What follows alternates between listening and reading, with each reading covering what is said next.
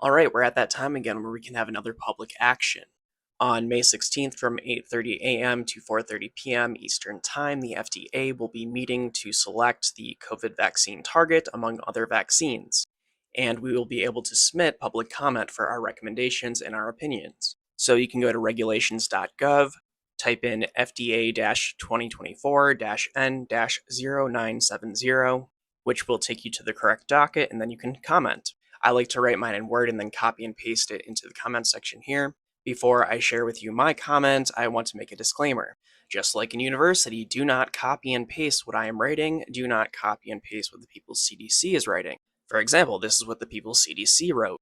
If you copy and paste this, it will look like a non-original submission. So just like in university, you can use my work as a reference and you can use my recommendations, but it needs to be written in your own words. That is the most effective way this will be done. On my YouTube channel, I will copy and paste what I wrote. This will be in the captions of the video. But again, do not copy and paste what I wrote. Do not copy and paste what the People's CDC wrote. You have to use your own words. Why? If you don't, it'll look like a bot attack and unoriginal submissions, and they likely won't be counted. So now I will read you what I wrote.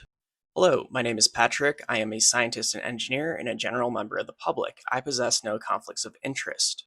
Last year, on June 15th, 2023, the FDA's Vaccine Committee selected the XBB 1.5 variant to target for the 2023-2024 formulation.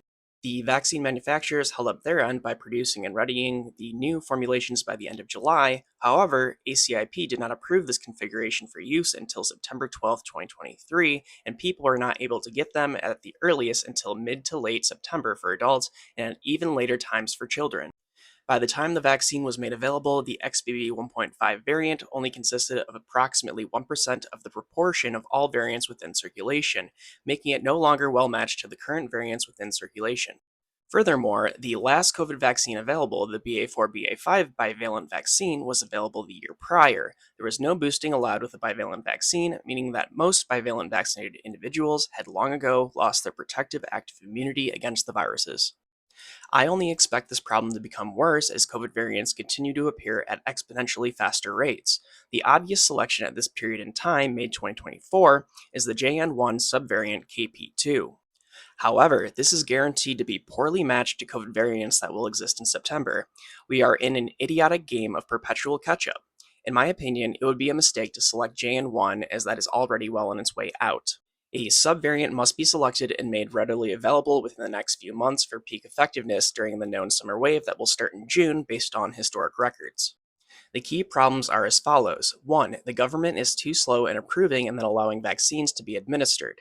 This allows for COVID to continue mutating, resulting in a poorly matched vaccine to the present circulating variants.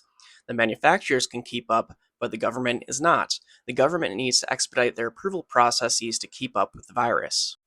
2. One vaccine a year is inadequate.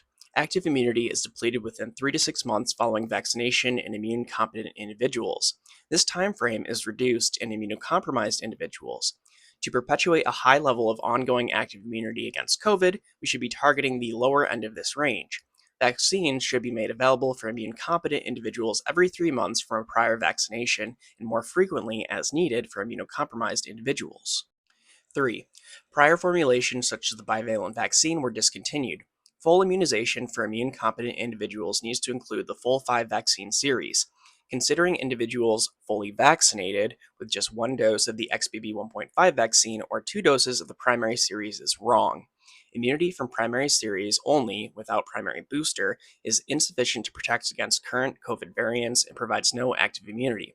Only having received the XBB 1.5 vaccine will not provide a person with a broadened immune protection.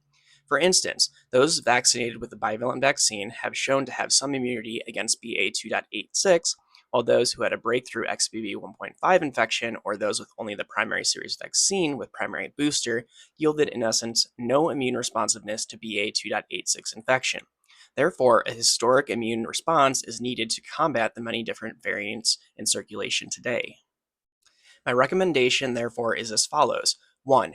Regularly updated vaccine formulations at 2 to 3 times a year targeted to current variants with a minimum required update every 6 months. 2. All individuals should be able to receive a vaccine every 3 months to refresh their active immunity to COVID 19. Immunocompromised individuals may be allowed even more frequent vaccination depending on their individual immune responses. 3. Vaccine historical updates and reintroduction of vaccine cards should be required. This includes 3 doses of the primary series, 1 dose of the bivalent vaccine, and 1 dose of the XBB 1.5 vaccine at minimum, in addition to what we would get in the future. 4. If a JN1 subvariant is selected, currently KP2 makes the most sense, then the vaccine must be made available expeditiously. It will be a mistake if JN1 is selected for the vaccine at this time.